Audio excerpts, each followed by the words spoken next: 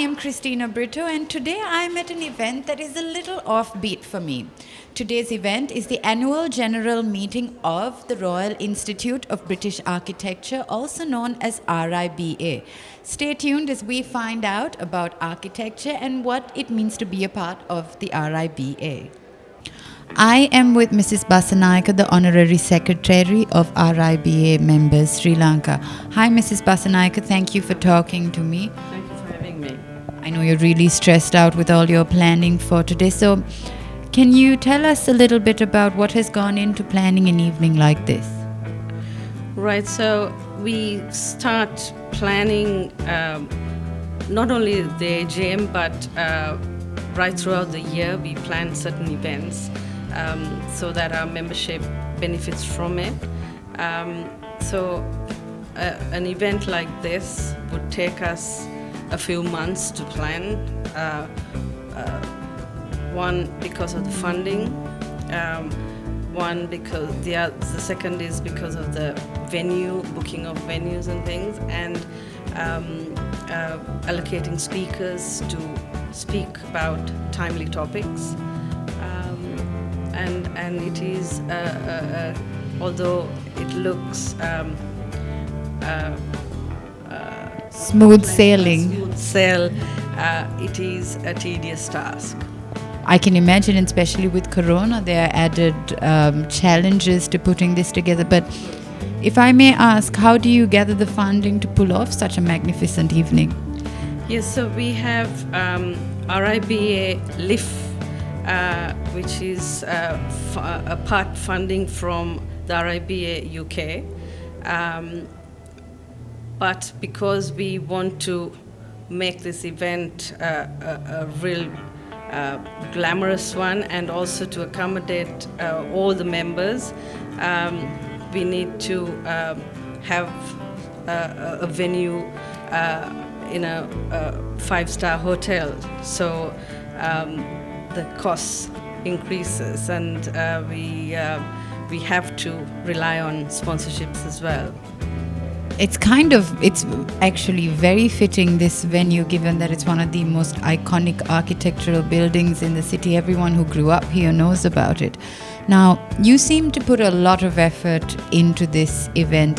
Can you tell me why it's so important to you to pull off such an event for RIBA? Right, so I actually studied in the UK and did all my studies there, and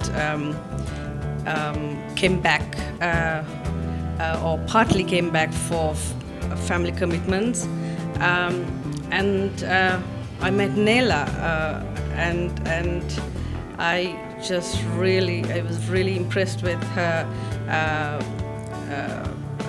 positive thinking about promoting architecture and having something of RIBA UK in Sri Lanka. So.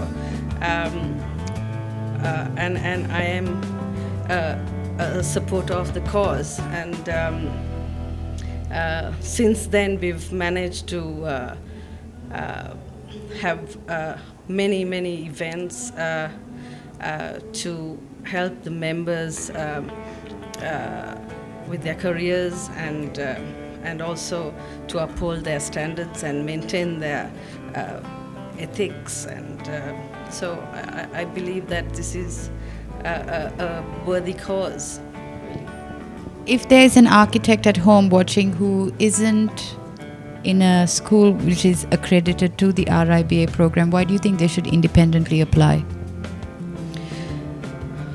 I think most importantly, when a place like RIBA supports the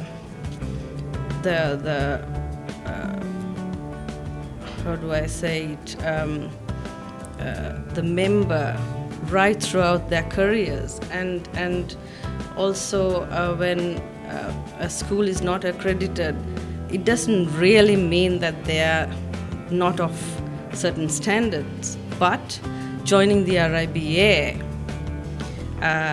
and going through that process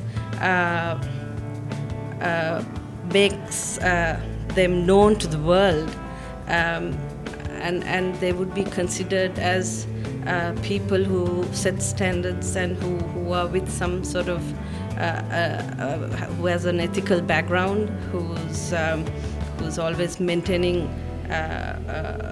such high standards, basically. So I think it's quite important to join an institution like this, so that it actually helps the members to build themselves up to a certain set standards, which is actually which is set by the RIBA, and you are recognized globally. Thank you so much for your time, Mrs. Basanaik. I know you're really busy today. I'm not going to keep you any longer. Thank you for having me. I am with architect Nela De Soysa, who is also the chair of RIBA members, Sri Lanka. Hi, ma'am. Thank you so much for having us. I want to start off by asking you to give us a brief background on RIBA, please. Okay.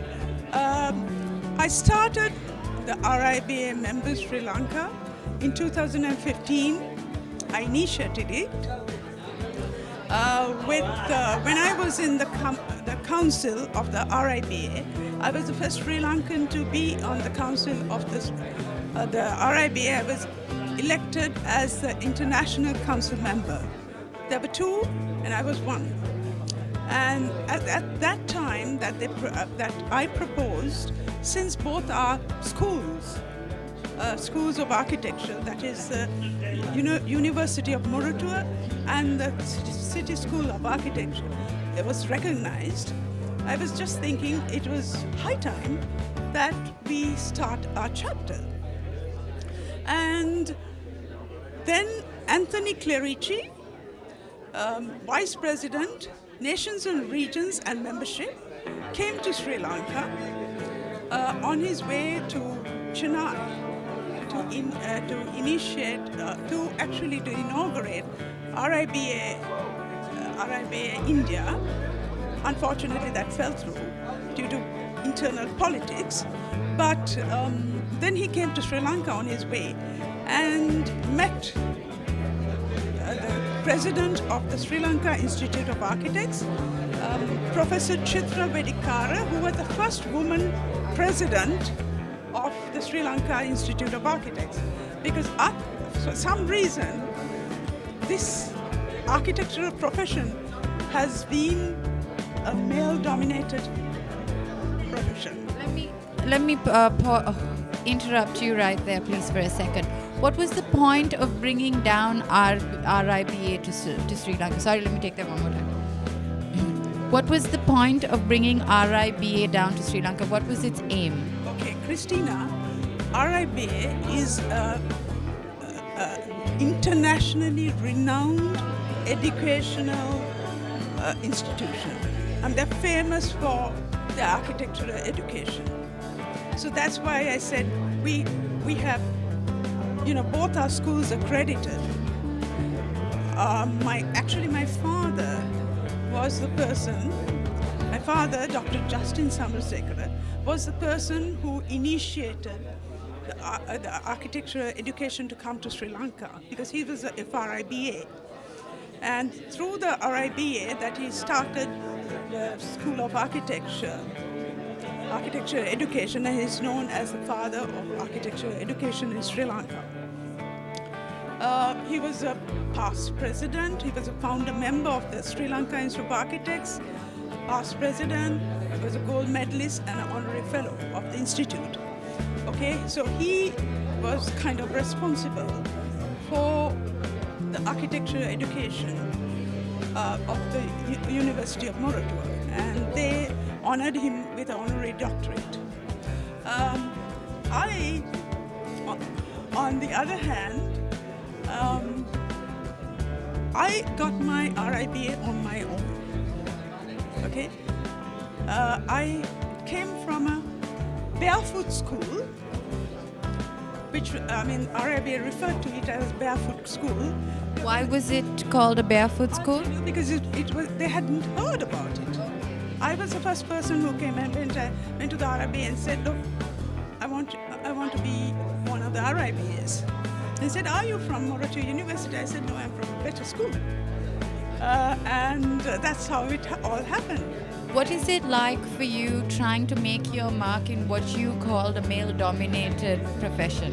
Well, I think I can do it better in UK and the UK and the RIBA and the AIA. Because I've seen all your cards and you have so many achievements under your belt. What would be your favorite building in Sri Lanka? That's a hard task. I have to think to answer. Top 5? Huh? Top 5? I have to think. I'm sorry. I have to think, and I won't be able to tell you just like that. And you will, Christina, stay on for the evening. You will see some fantastic work done by the MIAP. Now, MIAP is the Membership Eligibility Assessment Panel. We are putting 14 members during the lockdown period. We put 14 members through this process because they came from a barefoot school. Okay. And what is this process that you... Okay, CSA was not accredited till I initiated the accreditation. Because I did it on my own, as I told you.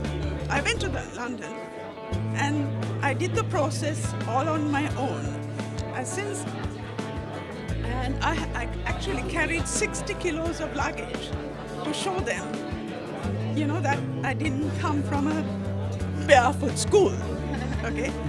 And by that time, RIBA had heard that I had won the Acacia Gold Medal. I was the first to win it for Sri Lanka. I won it for the BMW complex in Pathramala. Okay, and they were quite happy about it. So, abusing all that steam, I went to RIBA and they recognized me on my own as an individual. I didn't come from a recognized school. That's really impressive, Miss Nella. That's all the time that we have because the show is only 10 minutes long. Okay, thank you. Thank you so much for talking to me, Architect Nella. Hopefully I'll see more of you around. Tell you something. Please. In 2009, with a lot of effort, continued effort, since I got my RIBA in 1997, I initiated the RIBA accreditation process for my alma mater, which bore fruit in 2011. And today, all those who go through school do not have a problem. They have only to apply to get their RIBA. Now, the 14 MIAPs who went through school before the accreditation, they have to go through this Membership Eligibility Assessment Panel. And you would see their work today. We are going to show you. We're really looking forward to that. Thank you for your time. Okay. Thank you very much, Christina. I am with Roshan, who is a member of RIBA. Hi, Roshan. Thank you for your time. Hi. Let me start off by asking you, why is RIBA so important over here? So, see, one of the most important things which RIBA brings to the table is the connection between Sri Lanka being, ruled by the British, being a colony of them. So, RIBA, their standards, their values, being an architect, what you need to think of all the time, be sensible, be conscious of what you do, and also one of the most important things is you sort of dictate how society works, right? I mean, that's what RIBA is all about. Can you tell me about the process that one has to go through to join this organization? So to become a member of the RIBA, either you have to graduate in the UK and complete your architectural course and become an architect and then apply for the membership, or there is another option where if you are not with a university which is registered with RIBA, you can have another sort of a different entry to sort of a small exam and get through that. Yeah. What are the challenges that you all have to face because of COVID? Good question. So one of the most difficult things, in my opinion, is actually not difficult. I think one of the most important things is that architects should start working together and creating spaces which, where today people are conscious of going out, having Zoom meetings. So architects need to think of how to put this together, if you know what I mean. Yeah. To accommodate the need for distancing and all of that. When they design, yes. Thank you so much for your time. I hope you have a good evening. Thank you.